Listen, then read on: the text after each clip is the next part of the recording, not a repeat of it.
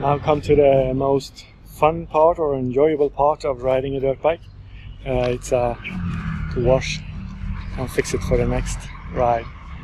So I'm gonna have some fun now.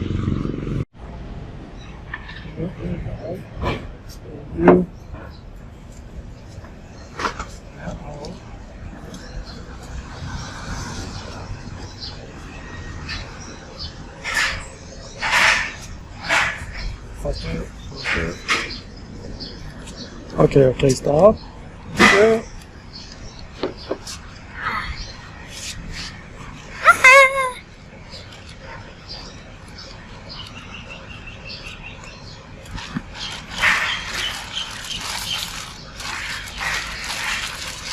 Think you need more oil?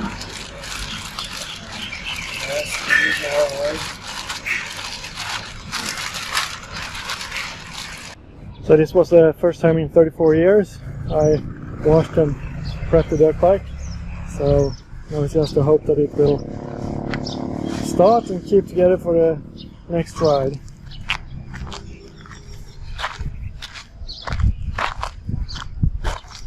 There was not many nuts or bolts or anything that I had to tighten. They were pretty good, all of them.